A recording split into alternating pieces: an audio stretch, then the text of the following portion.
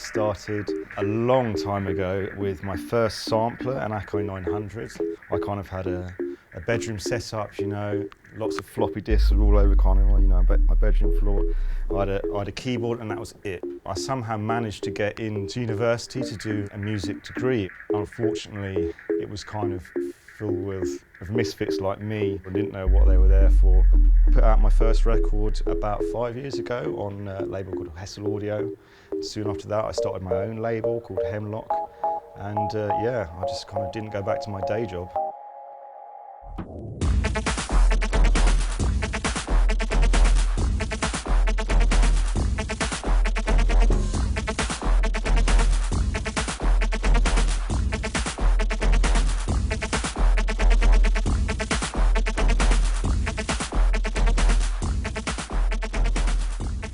I actually start with a pen and paper. You know, I'll be whatever on the tube in London and be like, oh yeah, hi-hat with loads of like sub bass from that, like that old jungle tune, and I'll just kind of have my notepad with me and I'll write that down, and sometimes I'll even kind of draw how the arrangement might work and sort of figure out where I want to go with the drops, or if there's going to be a big breakdown in the middle of the track. From that I might start writing down the type of textures or like sounds that I'll use or synths that I'll use to kind of get there. So even before I even fired up the computer, I've got kind of quite a clear brief. So this track's called Motion the Dance. It came out on my record label earlier in the summer. It was part of a 3-part EP. And what really inspired this track was, you know, I was listening to a lot of the old sort of drum and bass and jungle that, you know, I was really influenced me in my youth. And one thing that's kind of struck me, it's like some of these tracks, they start off with a crazy intro or sample or some kind of crass vocal sample, drop into some drums, and then all of a sudden there'd be a piano breakdown, and then you drop into some more drums and some bass, and then it would have a breakdown, and then it would go back into a completely different section. And it's like, wow, you know, it worked. It basically starts out very, very kind of sparse, just with a kick drum. Obviously, you know, this is a dance floor track, you know, I designed it to be kind of mixed in. And I've just got this really, really low, subby kind of kick drum that's, you know, really hitting kind of at the bottom of the frequency range, kind of, you know, sort of between 40 and 60 hertz. And that's all that runs for like the first 2 minutes. So kind of, you know, that's mainly like a tool to mix stuff in for, you know, for DJs, so that gives them a bit of space for the run out of their track. About kind of 30 seconds in, we're just getting a really low pass filtered lead that just gradually opens up, drops in at the same time with these two kind of melody lines that you'll sort of hear sort of unfold a little bit. And I'm just going to play you the first kind of 20 or 30 seconds going from this lush drop into something a lot darker. I try not to get too hung up on getting a sound perfect while I'm in writing and arranging mode. And then when I'm sort of happy, 90% happy with the arrangement, I'll then bounce out an individual stem of everything and then open up a new project and load those stems in, and then really focus in on each element and going, yeah, what bit do I like, what could be better, what's it lacking.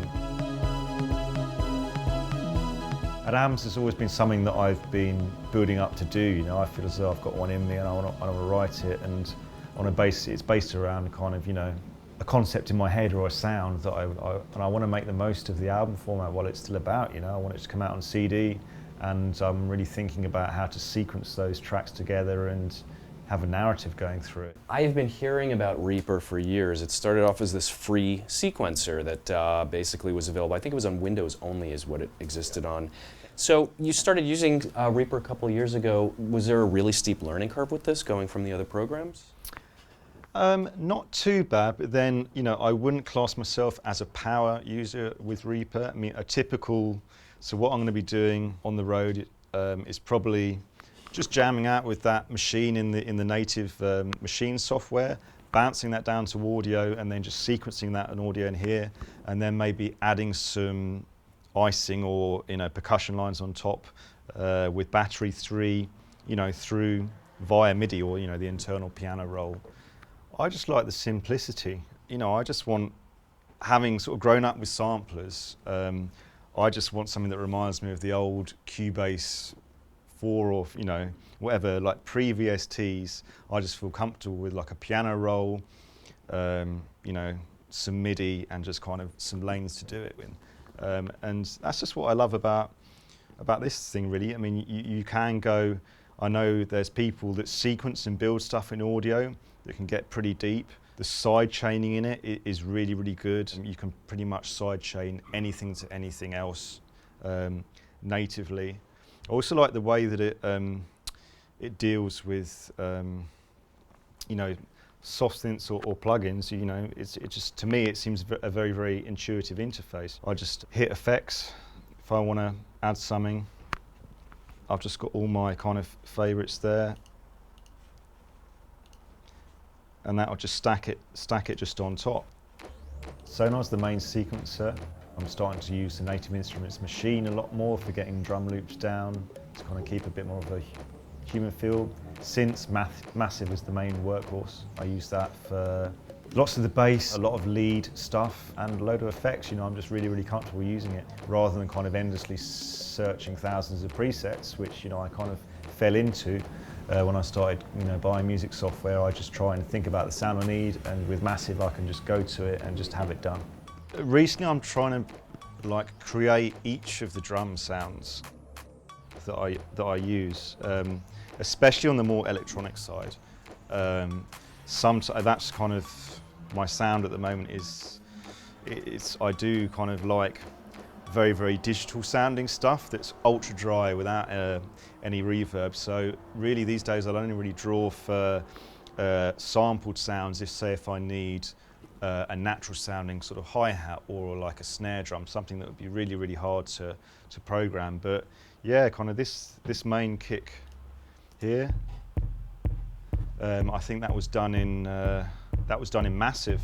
So I guess it's safe to say that you could potentially do an entire track with just Massive to do every single part? Yeah, I mean, I've done all the stuff around 2010. So it was an EP called Gonna Work Out Fine, which had about 6 tracks. I think everything was kind of made individual elements. I mean, there's only like 10 elements in the track, but they're all done in Massive pretty much.